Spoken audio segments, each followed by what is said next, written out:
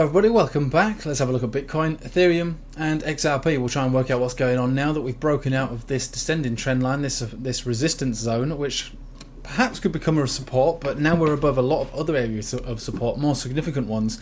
Basically the 10 exponential holding us up as of today, as you can see that there, and also clearly above the Bollinger Band on the daily. So perhaps maybe that consolidation was nothing more than, I suppose, a bit of a reaccumulation, or perhaps maybe just redistribution.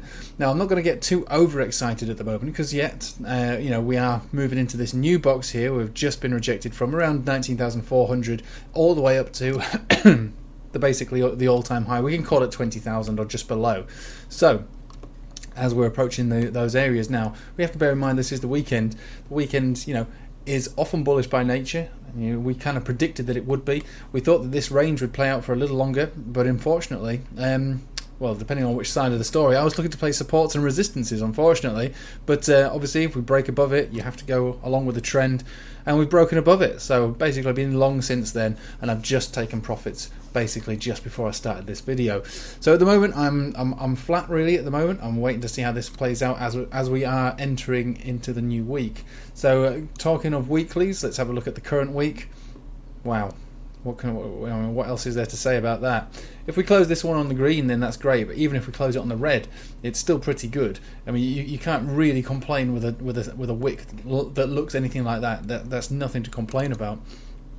Every aspect of this chart is now turning extremely bullish. So we might be talking about the higher areas of the 20 to 22 or more $1,000 into next week, maybe. Now we have to bear in mind that there is a CME gap. We also have to bear in mind that a lot of the other indicators will kick in as the week begins. So Monday means traditional markets, which means perhaps maybe a bit more profit taking. Maybe the downtrend will continue. So let's have a look at the Dixie at the moment. The Dixie, it is the weekend, but it still does trickle around, it still does move, and we're still pretty low. Until we get into this zone here, I'm not going to be bullish on it at all. And again, like I say, even though I am expecting to see a bounce because we have hit this 200 exponential, the last time we hit it without any kind of financial recession or economic crisis like we're facing at the moment, it still took 4 months for it to really make a significant move. So I wouldn't really be expecting a great deal from it at the moment. There's no reason to suggest that Bitcoin can't put in a significant high at this point before this has a relief rally. And it may not even have a relief rally. The state of this chart at the moment doesn't look like it wants to have much more than a relief rally. It's not going to rebound from here and make higher highs or anything like that.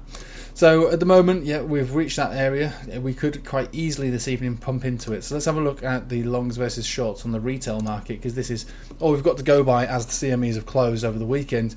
We'll know more about the state of the CME futures and where they're putting their money. At the moment, they are still net short, which you have to bear in mind. Is probably a lot of those net shorts they're going to be in negative equity at the moment, if not just breaking even. So you have to bear that in mind. But there is a lot of weight on CMEs. But when it comes to retailers, they have pumped up quite a lot. It's about 10% since yesterday, maybe just a little less than 10% extra longs on Bitcoin.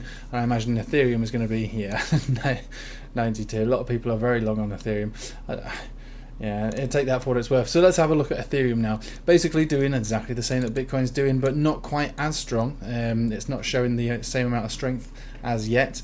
We've got massive, this is a daily chart. Do still have, well, actually that's nothing to be concerned over. Actually, that could be considered bullish. So could this also. So I would say that Ethereum is going to follow Bitcoin, whatever Bitcoin does. And XRP coming to the bottom of this Bollinger Band and being bought back up around 48 cents.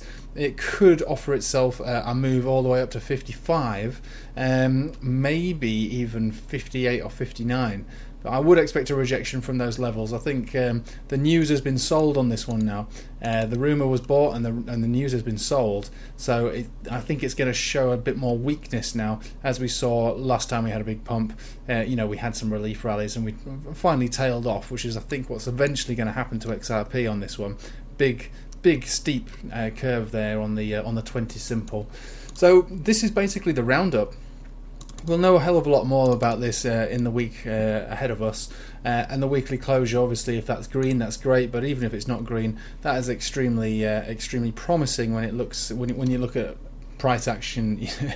It's showing that the bulls are still very prepared to be buying up at these levels, and not prepared to see it drop down to maybe even as low as 16, which is what we kind of is still on the cards. Definitely, that the $16,000 is still on the cards, and if that were to break down from there, there's a 15.5% drop. That's definitely still possible. There's no reason for me to say that that's not going to happen, but the buybacks at the moment are very strong, and they continue to remain strong. So really, just in a nutshell, I'll be looking for this to try and break into this zone. But if it didn't, I would actually be looking to it to hold in areas like basically 19,000 flat to no lower than around 18,750.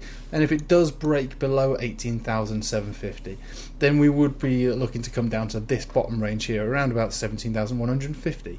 But at the moment, neither of these ranges are broken, so this is going to be our range for the moment.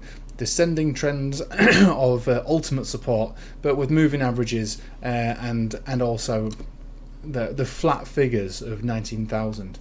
Anyway, I will leave it with you there. Thank you for watching. Excuse me. And I am running a live stream constantly on my Raspberry Pi. You might have seen me trying to test it out last night. It is only a Raspberry Pi.